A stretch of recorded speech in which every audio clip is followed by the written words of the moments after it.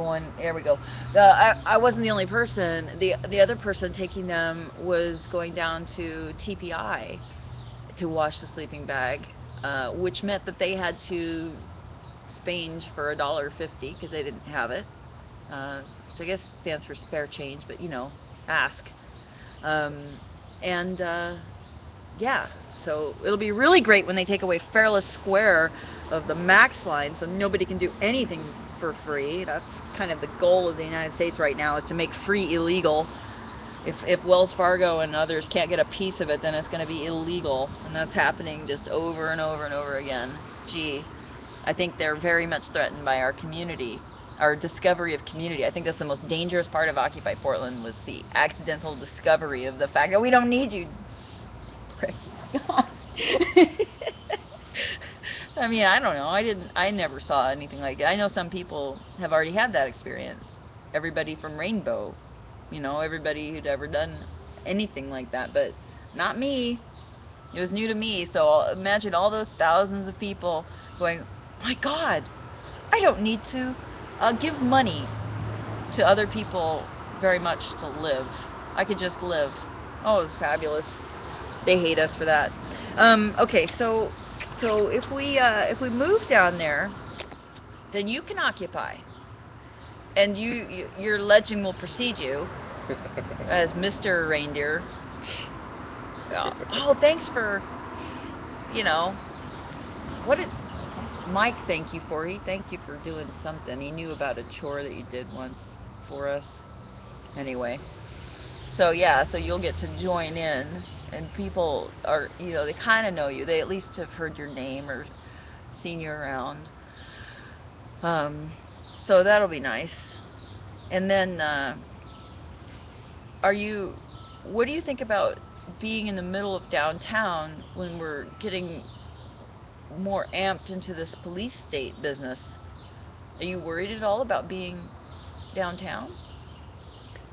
Living downtown, I don't necessarily see it as a worry. I, you know, I mean, I've been downtown enough.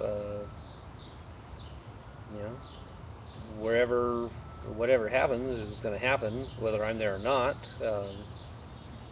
You know, if I have to be in it to get the job done, then I'll be in it.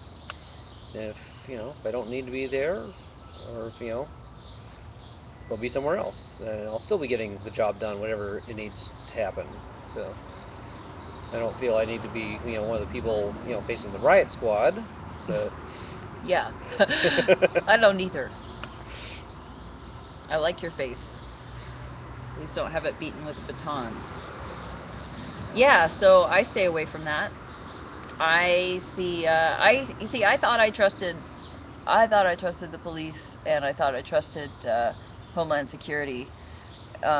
I joined Occupy in my heart on Halloween when I was like, "You guys, Homeland said that they're gonna find out for us who that guy is that they just hauled off without telling us who he is, and we're asking because the NLG has trained us to basically ask who that is and why are you detaining him and getting to details and making sure that we know who just got hauled off and for what."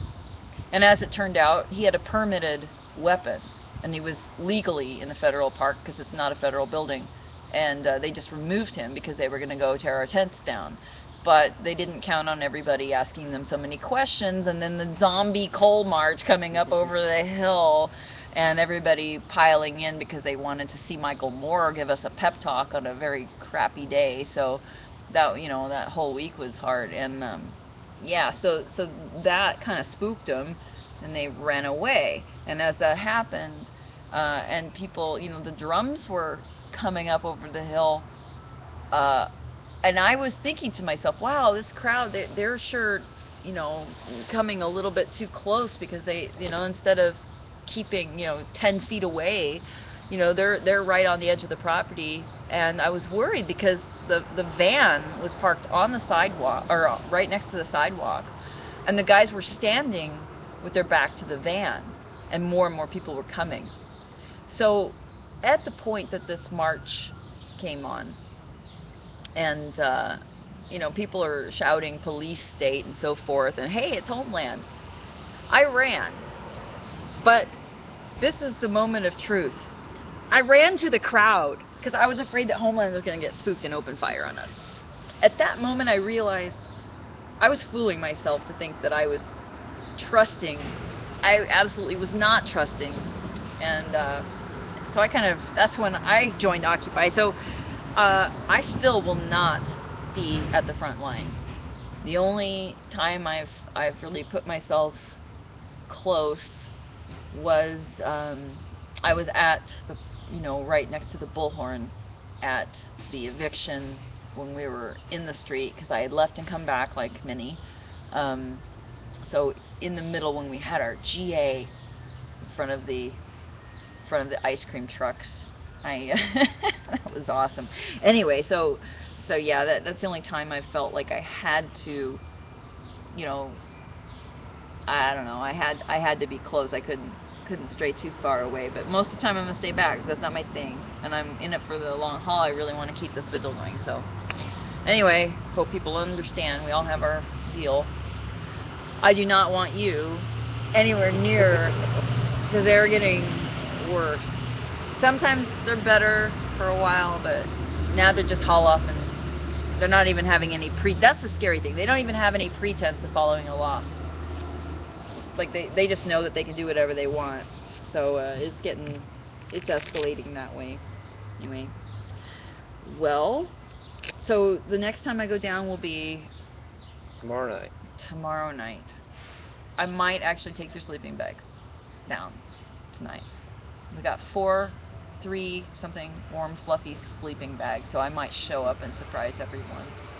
Maybe. So anyway. All right, there you go. That's one of the unseen occupiers, mostly unseen now seen. But I have heard from others who have a partner or an entire family who are part of their operation on a daily basis. So love to all of the spouses and girlfriends and boyfriends and children and parents of all of the occupiers because